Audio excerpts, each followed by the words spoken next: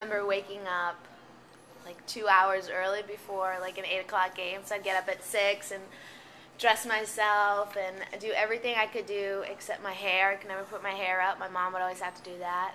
She would always have to tie my cleats.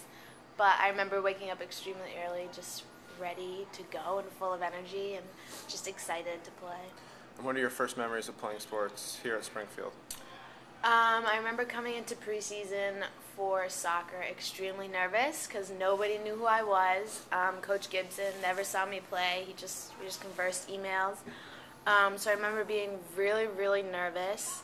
I had trained a good part of the summer to get ready for the testing, so I felt comfortable, but I was nervous at the same time. Right. And for lacrosse, nobody knew who I was, just one girl that I happened to play soccer with. I never had talked to the coach ever, so it was a fresh start, but I had nerves, just full of nerves. And how would you describe the process from playing your first sport as a child until the whole process until playing maybe your last sport as a senior now? The process, it's been long, but I have learned a ton. It has definitely helped form me into the person I am today and who I'm going to be when I'm not wearing a jersey anymore. And you won the NEWMAC Player of the Year in both sports, right? Yeah. So how does that make you feel? That has to be probably the only, if not the only, then maybe probably the second time that's ever been done. Yeah. It was shocking. I didn't expect it for either sport. So it was definitely a good surprise, but it was important for me to understand that it wasn't just because I played well. It's because my teammates helped me play well. So it was good. It was definitely an accomplishment, but it's still hard to believe. And many people, when they hear that, would argue that if you won the NEWMAC Player of the Year for two sports, you could arguably be the best athlete on campus. How would you respond to that? That's definitely not true. I will never ever believe that. There's definitely somebody else that is just getting overshadowed. So I don't believe that at all. If you had to choose one moment that could be your career-defining moment, what would it be? With both sports. Yeah, you can give me one for each. Oh my God, there's a lot. I'd say for lacrosse, it would definitely be beating Babson in triple overtime last year on home field and winning the regular season. That was a big deal. Yeah. That was great. For soccer, oh my God, there's a lot. Maybe winning my first NEWMAC championship. I was a freshman and I had only started playing half that season, and then I came in against two girls I played in high school. I was playing against them, and I scored the first goal of the game, so that was pretty memorable. We ended up winning, so it was good. And could you describe the process, like not specific to sport, but just going from a athlete from a freshman to a senior at Springfield? Can you describe that process?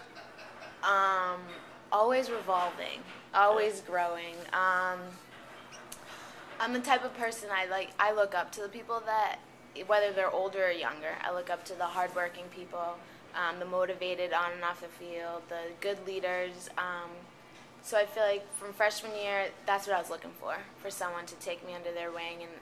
And I definitely got that, and I think that has helped me be the type of captain that I am today. I talk to the girls on and off the field about the sport, about school, whatever it is. So always growing, but it's a never-ending process, that's for sure. Putting sports aside, who have been some of the most instrumental people in your life? It's a tough question. You have some good questions. I'd say probably my parents, because I've been playing sports for about 18 years now, so Yeah. and they have been driving all around Massachusetts. They have given up a lot for me to start playing so young and keep playing as I was older. So I'd say I look up to them most, and they support me and my whole team. They come for everyone. Who have been some of the most instrumental people in your sports life, whether it be teammates, coaches, trainers, somebody like that? Let's see. People I look up to most aren't necessarily the ones that see me every day on the field. I had an athletic trainer in high school she'd see me every day at practice for tape jobs and whatever, but She saw me when I wasn't wearing a uniform. She knew who I was on and off the field. Those are the people I definitely look up to the most, the ones that don't necessarily just see me as an athlete. Right. What has been your most embarrassing moment as an athlete that you can think of? Oh my God, most embarrassing? Let's see.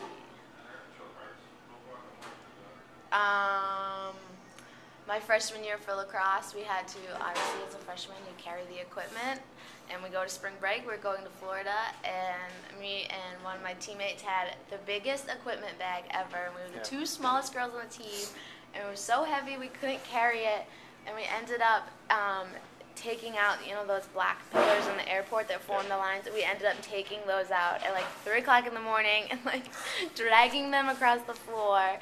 And some random guy at the airport walked up to me and told me that I must definitely be a freshman because I looked like I was struggling.